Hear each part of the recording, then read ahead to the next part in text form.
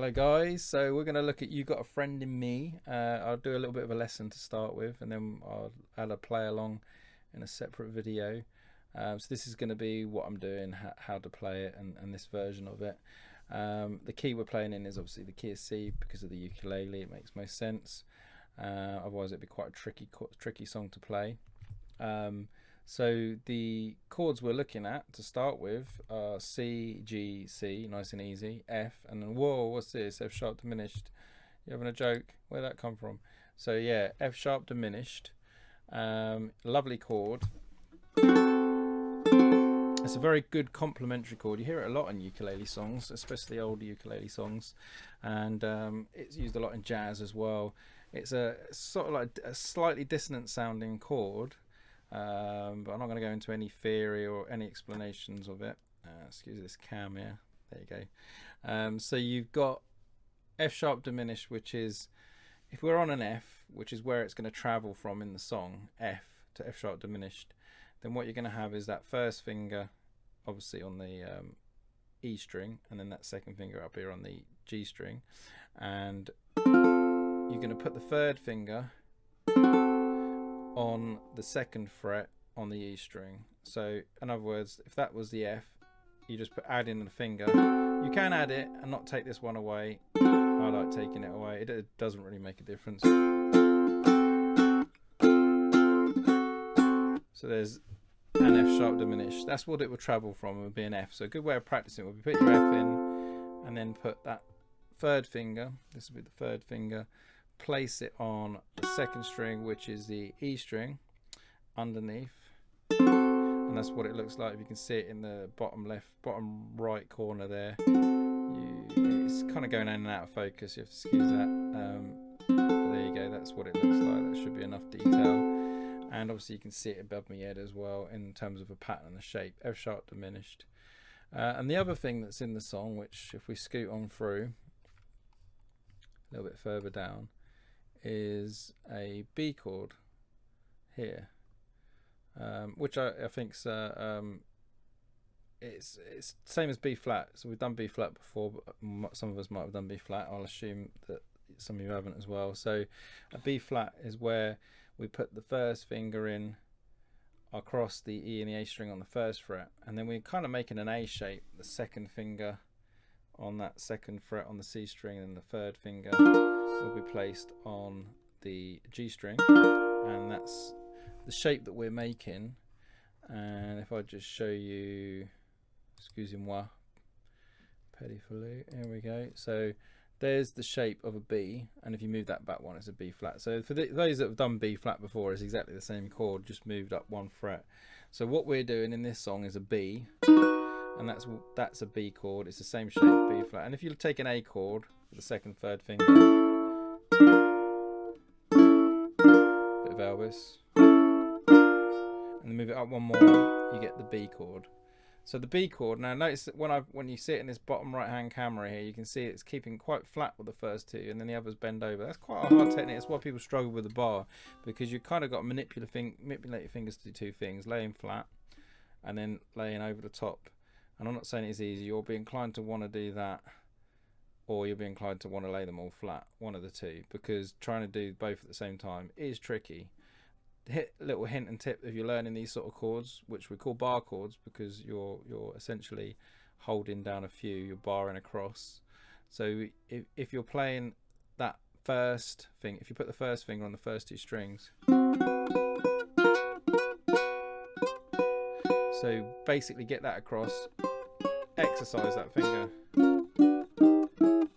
get used to keeping it flat, because you're already used to keeping your fingers upright from playing the open chords if you've been practicing to get them upright. So the trick is get used to having that flat, and then combining it with the technique that you're familiar when you play an A chord, is you now got to lay it flat. And what will happen is you want to over flatten them or you want to raise them, and you need something in between. So the idea is to get that flat and to get those fingers up as best you can, as long as they're out the way of the string. So if that's okay. If they're too low, you'll get these mutes.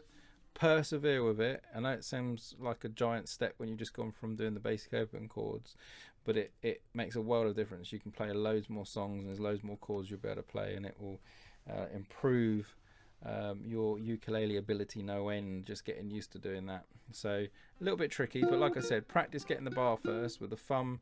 You'll notice I've got the thumb on the back of the neck. I don't know if you can see that from that side. Yeah, the thumb on the back of the neck, fairly even, like you're pinching the strings. You don't see my thumb too high. Occasionally I do get my thumb quite high, and it's that's okay, because I've got used to playing the technique enough that I can let that slip. But the idea is to keep it as flat as possible. You don't want to be in any pain, you want it comfortable, but you definitely want it in the right place to give the right amount of support for the chord. So yeah, the B chord crops up in this song, and if you really struggle with the bar and you can't get it, the worst you can do is just play the top part of the chord, which is the A. And obviously if you can make an effort to play the chord, but we only hear the top bit of the chord, especially when you're in a group of people, it won't make too much of a difference, and it's a good place to start. Force yourself to play the chord, force yourself to play it and get as much of the sound out as possible. Even if it's a bit rattly and not sounding great, don't be put off and not play it, because obviously that restricts the songs you'll be able to play and your ability. And so this is quite a slow song as well, so it's a nice one to practice it with. Okay, so hopefully that helps with the chord changing. So we've got a diminished, a B and a C, and notice that the C chord I'm using the same shape as the B. You could use B, C, but that's a long way to get back to that B chord. So if you're trying to get back from that C to that B, tricky. And this is the one major advantage you have if you learn a bar chord. So if you learn these bar or movable shapes, as well as they're also known as, because you can move them up and they become a different chord. So if I take that B up one more, that's C. So I can play a C there. Now that has a lot of advantages if it's the bar. If we're doing a rhythm, we can mute with our fingers to cut them off, and it sounds different. It sounds a little bit different, you know, it's a little bit more interesting if you're playing with someone that's playing and you're playing. You can hear it's a little bit brighter at the top end, but more importantly, you can obviously do these cool chucker rhythms, which because I'm just pushing and getting the weight on the strings, and that's not what we're doing in this song. That's a bit more advanced rhythmically. What we're doing in this song is we're keeping a nice steady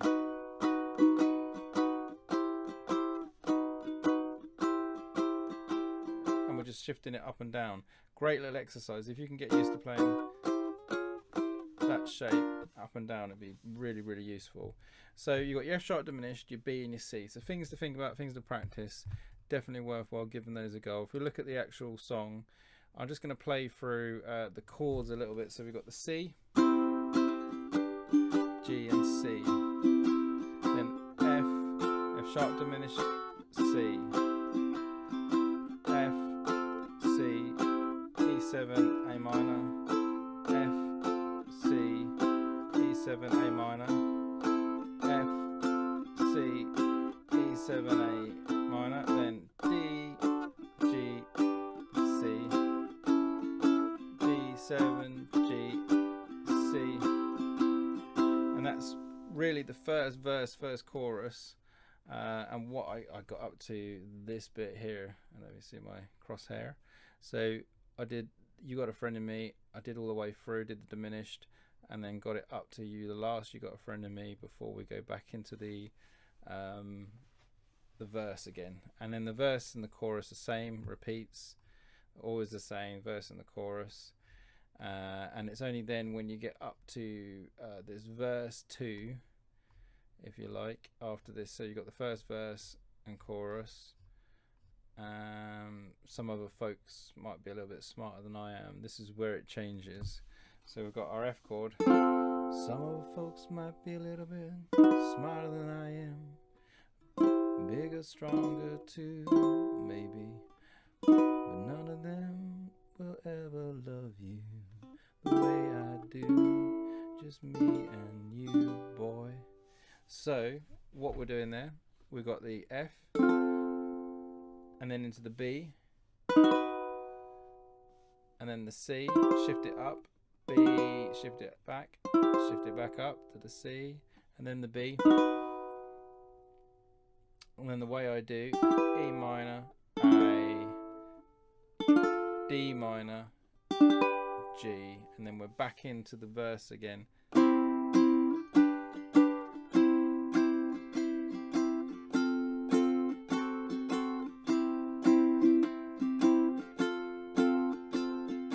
now that Destiny,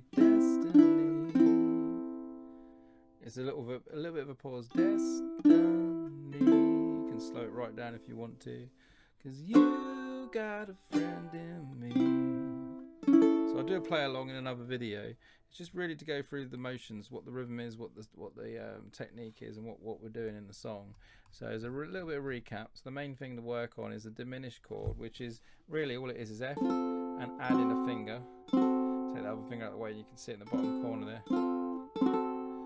And then this bar shape, which is really useful if you can get used to playing chords like that. And it is a bit tricky, but work on the bar, work on the fingers. There's the B, there's the C, there's the B.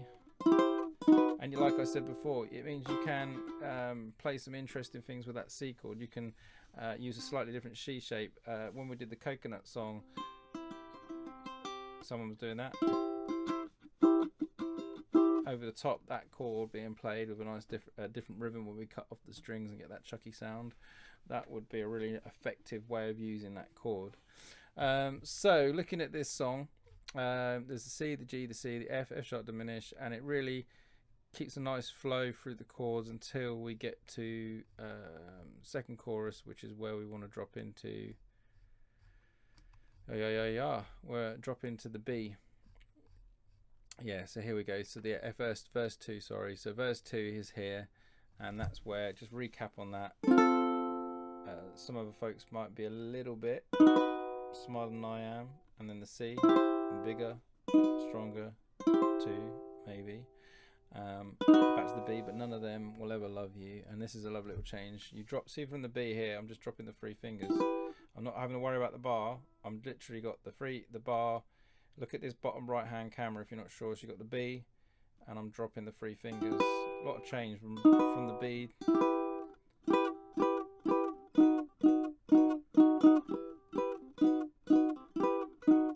It's a nice change. It's a nice way of playing between those 2 chords, B and E minor, because it's similar shapes, and that's what counts there. So yeah, so when you get to that one, so the B, the E minor, the A, the D minor, the G, boy, and then back into these years go by, friendship will never die, and then you're going to see it's our destiny,